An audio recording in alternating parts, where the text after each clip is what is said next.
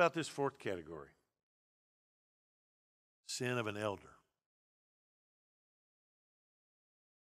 So if an elder sins, 1 Timothy 5:17-20, it says that those who sin, those elders who sin, rebuke before all, that others may fear.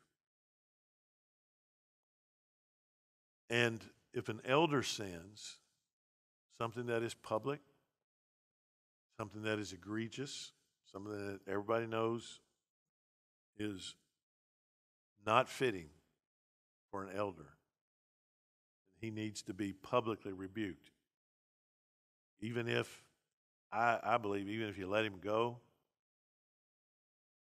he sinned against the Lord and the church, he needs to be rebuked before the Lord and the church. So I'm going to tell you a very personal story. I have permission to share it.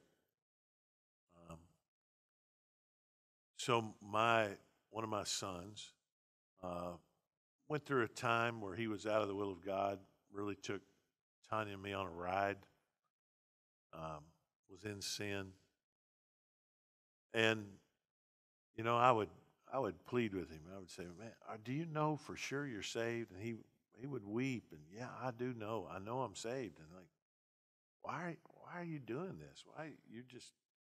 I even looked at Tanya one day and I said, you know, we need to be prepared that he's going to break our hearts probably our whole lives.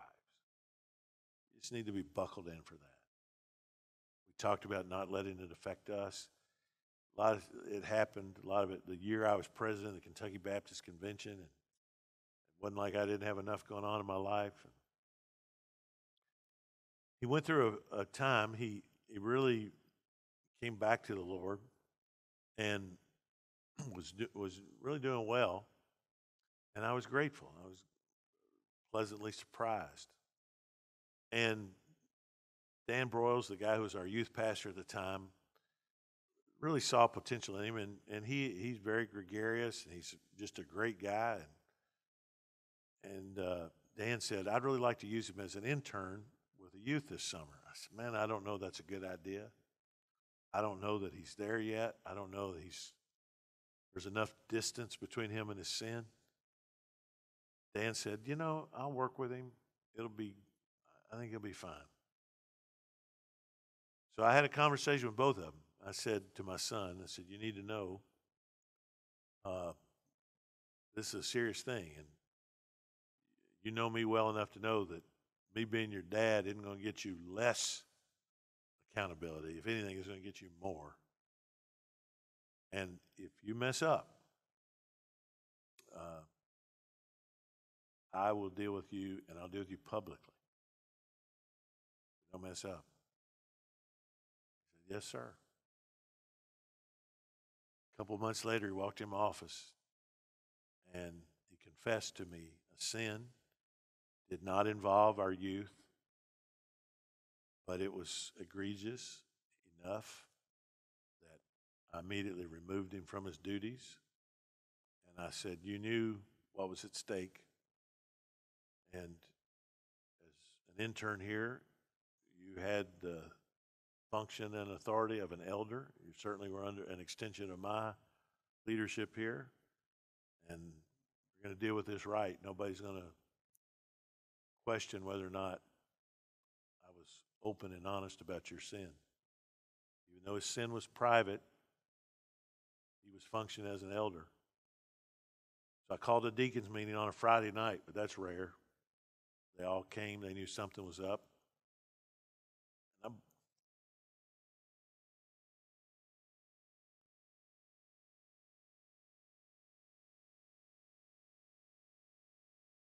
stood him up there. And I said, you've sinned.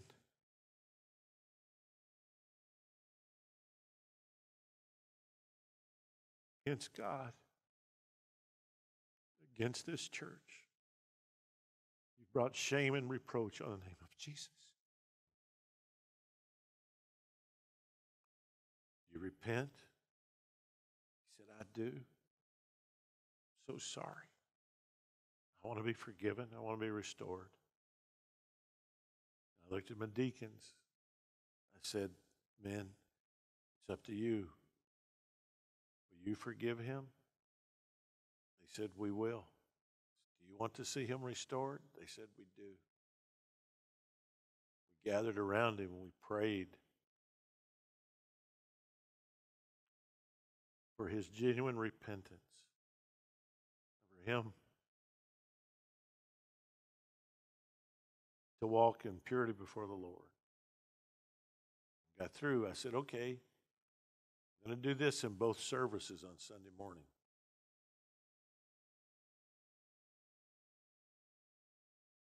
Saturday night, my phone rang. It was the quietest deacon in our church.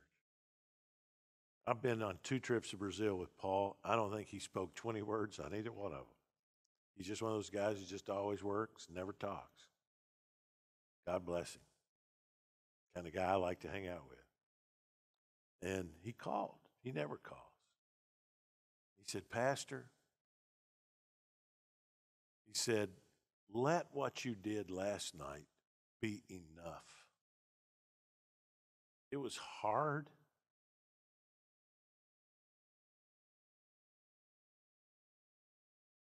On you. It was hard on us. It's hard on your son.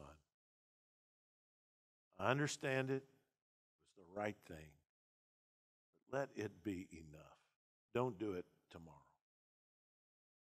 I said, Paul, you're so kind to care about me, and Tanya, and my son. And I know you love the Lord. I know you love us. But I don't think I have a choice in this. I think the scripture's clear. It doesn't say rebuke him before some. It says rebuke before all, that others may fear. And I have to do it. And I'm just going to trust the Lord. He's going to help us all get through it. He said, okay. The next morning, after both services, at the end of both services, I had him come there, and I publicly rebuked him. I asked the church, will you forgive him? He said, we will. I said, will you restore him? They said, we will. My son today will tell you that saved his life. That's what he says. He says it saved his life.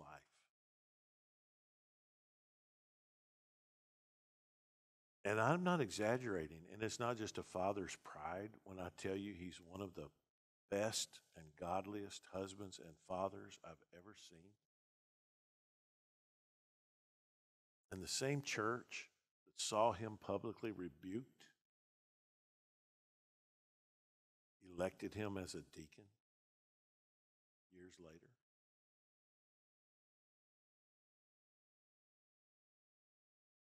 You know that woman I told you about that denied she'd had the affair, and I said we lost the whole family? Here's the rest of that story. It was a couple of months after I did that with my son. That happened. And on a given Sunday morning, after I had tried to confront her for her sin and she denied it, her parents and her adult siblings and their families all came to church that morning. They all went to their different Sunday school classes, and they all had a plan. And in their classes, they were going to try and stir up an insurrection against me and claim that I had taken someone's side against her, that I had not handled her right in the situation.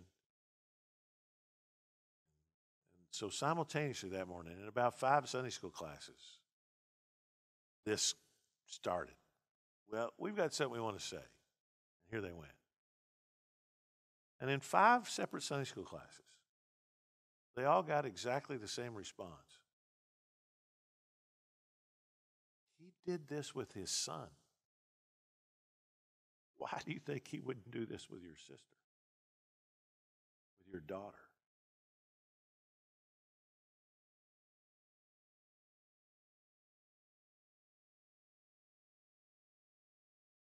I didn't want to get credibility like that.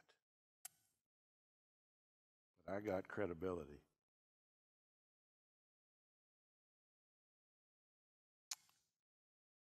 I just want to encourage you. Be compassionate, be kind, but be fearless. Where two or three are gathered together in my name, there am I in the midst of them. I'll take that. And what it has reaped in my son's life is incalculable. I think there are some of our interns here. I don't know that you guys even knew that. I don't. You wouldn't know that you know my son, and you probably didn't know that first part of that story. Here's what I love about Buck Run.